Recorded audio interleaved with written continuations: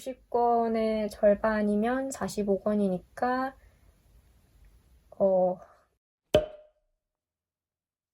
안녕하세요 여러분. 새해 잘 보내셨나요? 저는 블로그마스를 끝냈더니 그간 누적되어 있던 피로가 좀 한꺼번에 몰려와서 외출도 거의 하지 못하고 집에서 늘어져 있었는데요. 그래서 책을 생각만큼 그렇게 파이팅 넘치게 읽은 건 아니지만 그래도 역시 좋은 책들을 그간 몇 권 만났고 또 여러분들께 얼른 소개를 하고 싶어서 이렇게 영상을 찍게 되었습니다. 2020년의 첫 영상, 요즘 책 영상이고요. 언제나 그랬듯이 제가 요즘 읽은 책들부터 소개를 하도록 하겠습니다. 우선은 이 책, 정세랑 작가의 덧니가 보고 싶어 라는 책을 읽었습니다. 출판사는 난다이고요. 이 책은 정세랑 작가님의 첫 장편소설을 다시 다듬어서 8년 만에 재출간한 책이에요. 장르 소설을 쓰는 재화와 재화의 전 남자친구인 용기의 이야기를 다루고 있습니다. 재화의 소설 속에서 용기는 여러 번 등장하고 또 여러 번 죽는데요. 어느 날부터 용기의 몸에 재화의 소설 속 문장들이 마치 문신처럼 하나씩 나타나기 시작합니다. 한편 재화는 누군가가 자신의 곁에서 맴도는 것만 같은 섬뜩한 느낌을 받는데요. 이렇게 이 책은 재화와 용기의 시점에서 번갈아 가면서 이야기를 서술하고 있습니다. 정세랑 작가님의 소설은 통통 튀는 듯한 그리고 어디로 튈지 모르는 그런 매력을 가지고 있고 유쾌하고 또 따뜻한데요. 이 책 역시 그랬습니다. 이야기가 정말 어디로 튈지 몰라요. 심지어 저는 전혀 예상하지 못했던 사건을 전혀 예상하지 못했던 지점에서 만나서 읽으면서 아니 이게 이런 책이었어? 라면서 놀라기도 했거든요. 개인적으로는 결말이 굉장히 훅 마무리되는 느낌? 그러니까 재화와 용기의 이야기가 이렇게 올라가다가 갑자기 결말에서 훅 이렇게 되는 느낌이 살짝 들어서 조금은 갑작스럽게 느껴지기도 했지만 그래도 여전히 재미있게 읽었고요. 제가 정세라 작가님의 책을 읽을 때는 늘 마음을 놓고 그리고 좀 믿으면서 책을 읽는 게 있어요. 작가님이 만들어내신 인물과 그리고 이 자연, 이 세계, 생명에 대한 작가님의 애정이 책 곳곳에서 드러나기 때문인데요. 서사적인 측면에서도 그렇고 또 아주 디테일한 부분에서 예를 들면 이 책의 46쪽에 보면은 이제 보안업체에서 일하는 용기가 고양이를 잡는 장면이 있어요. 고양이 덫을 사용해서 고양이를 잡는 게 있는데 거기에 보면 이 덫을 묘사하는데 이런 표현이 쓰입니다. 고양이를 다치게 하는 덫은 아니고 안에 미끼를 설치해 건드리면 뚜껑이 내려오면서 고양이를 이제 잠깐 가두는 그런 덫의 형태인 거죠. 고양이 덫이라는 사물이 이 책에서 그렇게까지 중요한 의미를 가지고 있는 어떤 중요한 역할을 하는 그런 장치가 아니기 때문에 그냥 덫을 사용해서 고양이를 잡았다라고 표현을 할 수도 있겠죠. 그런데 이렇게 고양이를 다치게 하는 덫은 아니고 라는 서술을 덧붙임으로써 정말 이 작가님이 생명에 대한 어떤 커다란 애정이 있구나. 그래서 작가님의 책은 어떤 마음의 안식처처럼 느껴지는 게 있어요. 이야기를 통해서 누군가의 마음에 작은 상처도 내지 않도록 그렇게 섬세하게 신경을 쓰는 게 느껴져서 그래서 참 좋아하고 그리고 제가 저번에 블로그마스 때 2020년 부킷리스트를 작성을 하면서 까먹고 적지 않았던 게 있는데 올해는 정세랑 작가님의 책을 다 읽고 예전에 글리프를 사면서 받았던 이게 있어요. 이거 2019학년도 모의 덕력평가 문제지 세랑 영역 이게 있는데 저거를 풀어서 100점을 받는 게 제 목표이고요. 좋은 점수를 내기 위해서 아주 열심히 책을 읽고 또 공부 아닌 공부? 덕질을 해보도록 하겠습니다. 아무튼 그래서 덧니가 보고 싶어 라는 책을 드디어 읽었고요. 여러분들께도 추천을 드립니다. 또 한 권 읽은 책은 바로 이 책입니다. 박상영 작가의 대도시의 사랑법이라는 책이고 출판사는 창비입니다. 이 책 역시 워낙 유명한 책이라서 아마 많은 분들이 이미 읽어보셨을 텐데요. 저도 드디어 다 읽었습니다. 이 책은 제희, 우럭 한 점 우주의 맛, 대도시의 사랑법, 늦은 우기의 바캉스 이 네 편의 중단편을 모아서 엮은 연작 소설이에요. 제목과 같이 대도시에서 퀴어 남성이자 소설가인 주인공이 사랑을 하는 이야기를 담고 있는데요. 제희라는 대학 동기와 동거를 하면서 서로 진심으로 의지하고 동고동락하는 이야기, 과거 학생운동을 했던 그리고 자신이 동성애자임을 받아들이지 못하는 남자와 사랑을 했던 이야기, 규호라는 남자와 사랑을 하지만 자신이 HIV에 감염되었다는 것 때문에 예상치 못하는 곳에서 벽을 맞닥뜨리게 되는 이야기 등등이 이 책 안에 실려 있습니다. 결론부터 말씀을 드리자면 저는 이 책이 정말 좋았습니다. 사실 작년에 처음 읽었던 그 알려지지 않은 예술가의 눈물과 자이툰 파스타, 그 책은 굉장히 인상 깊고 또 박상영이라는 이름 세 글자를 제 머릿속에 똑똑히 새기게 된 그런 책임은 분명했지만 개인적인 독서 취향으로는 저와 그렇게까지 결이 잘 맞는 책이라고 생각하지는 않았거든요. 그런데 이 책은 일단 재미있고요. 그리고 여러 모순되는 느낌이 들면서도 그게 참 마음에 들었던 그런 책이었습니다. 순탄치 않을 것임을 잘 알지만 그 감정의 소용돌이 안에 기꺼이 몸을 내던지는 이들의 사랑. 그 사랑을 재치있고 탁월하게 그려냅니다. 작가님 특유의 유머 감각 때문에 읽으면서는 피식피식 웃게 돼요. 그런데 다 읽고 나서는 어쩐지 조금 울적해지고 좀 마음이 먹먹해지는 그런 느낌이 들고요. 감정을 노골적이면서도 은근하게 드러내고 대담한 것 같으면서도 또 좀 머뭇거리고 거친 것 같은데 사실은 여리고 섬세한 그 마음을 말씀드렸다시피 이런 모순되는 느낌이 드는데 그 수식어들이 또 다 어울리는 그런 책이었습니다. 특히 개인적으로 이 책이 전작보다 더 제 마음에 잘 다가왔던 것에는 연작 소설이라는 점이 크게 작용을 했던 것 같아요. 주인공에게 있었던 여러 가지 일들, 그리고 주인공이 만났던 여러 사람들을 같이 지켜보면서 더 마음을 쓰게 만들었고, 주인공과 함께 상당한 시간을 같이 보내면서 그의 인생에 좀 더 깊이 들어가게 되는 그런 게 있었고, 이 책의 첫 번째 소설 제희를 다 읽자마자, 이번에는 다른데? 더 좋은데? 이런 생각이 들었습니다.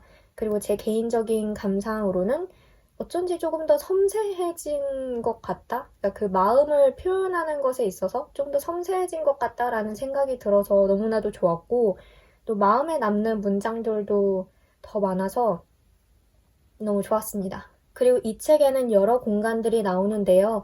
자취방, 병원, 클럽, 호텔, 또 도시로는 서울, 방콕 이렇게 여러 공간들을 오가면서 이야기가 진행이 돼요. 그러다 보니까 일단은 속도감 있게 이야기가 전개가 돼서 지루할 틈이 없었고요.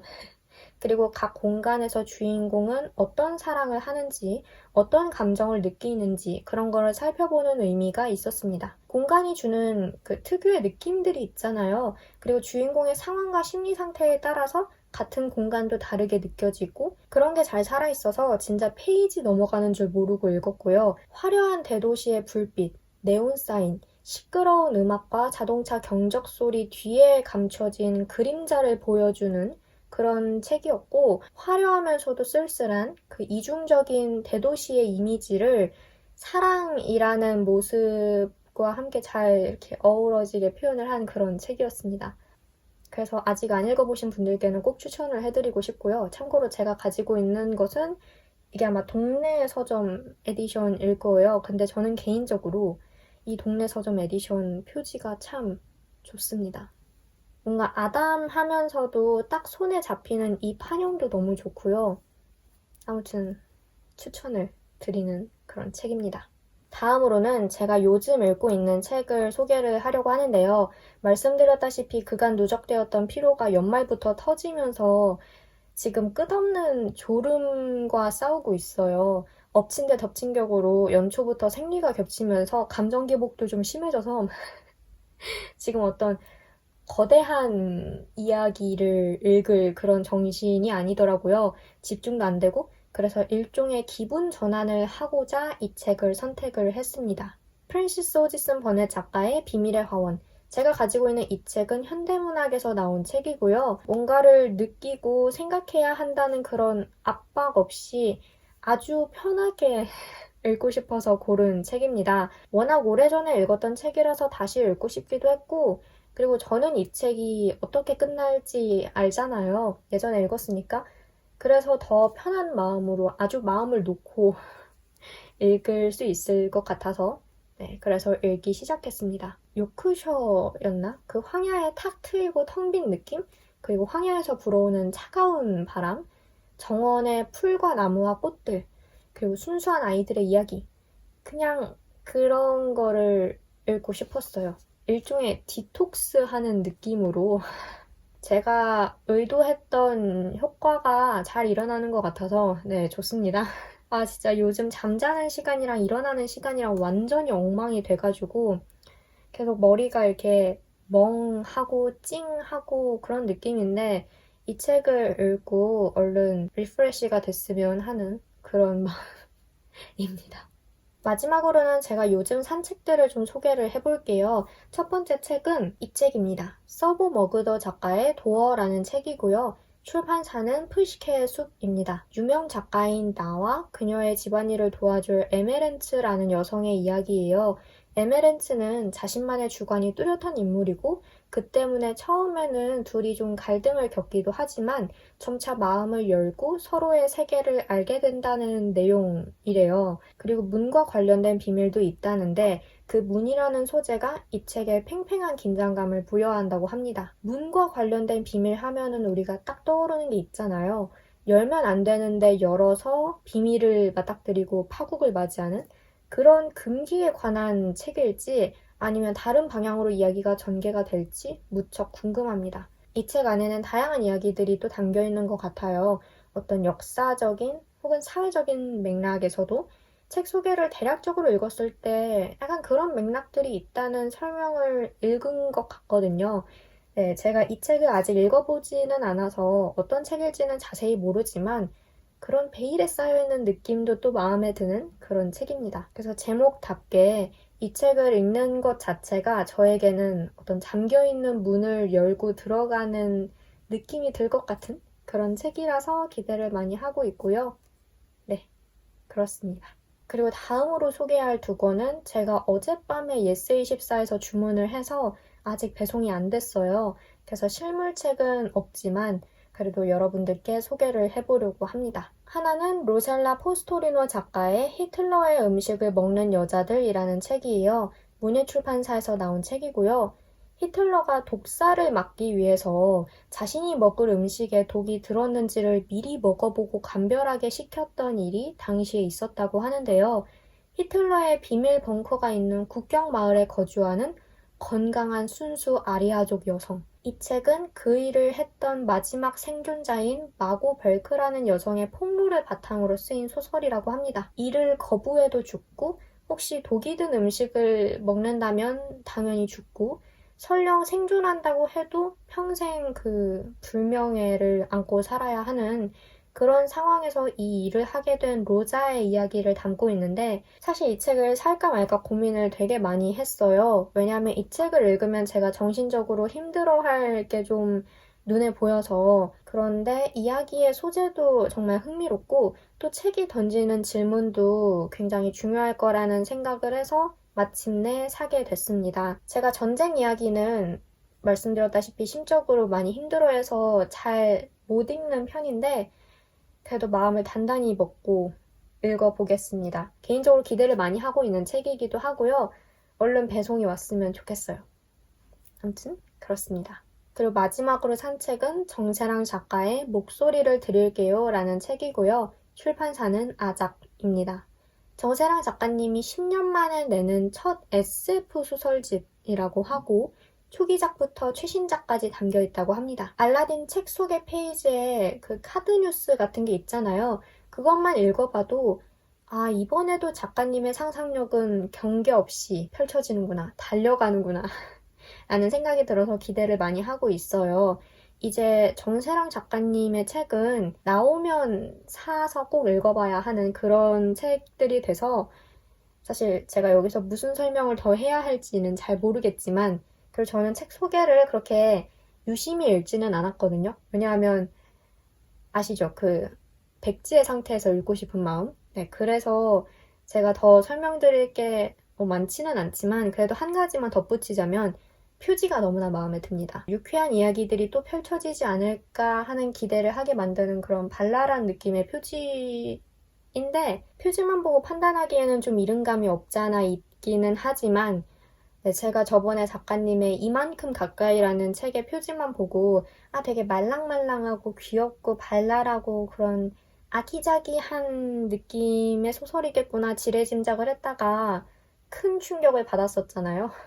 아마 블루그마스 보신 분들은 아실 텐데 예상치 못한 흐름으로 제가 굉장히 충격을 받았었죠. 그래서 이번에도 표지만 보고 책의 느낌을 이렇게 지레짐작하는 거는 좀 삼가하려고 하는데 그래도 굉장히 마음에 드는 표지이고요. 얼른 받아서 읽고 싶습니다. 빨리 배송이 됐으면 좋겠어요. 네, 이렇게 해서 2020년 첫 영상을 찍어봤는데요. 제가 안 읽은 책들을 다이어리에 쭉 써봤어요, 제목을. 그리고 세어보니까 대략 90권 정도? 이제 거기서 몇 권 더 추가가 되고 뭐 하긴 할 텐데 아무튼 대략 90권 정도 되더라고요.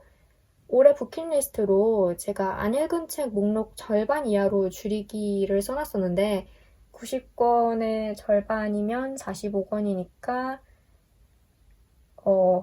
네, 그럴 텐데 그래도 뭐 어떻게 될지는 모르지만 2020년에도 열심히 읽고 또 열심히 영상 만들고 그렇게 해보겠습니다. 네, 그럼 저는 여기서 이만 영상을 마치도록 하고요. 다음 영상으로 다시 찾아뵙도록 하겠습니다. 2020년에도 이렇게 찾아와 주셔서 정말 감사합니다.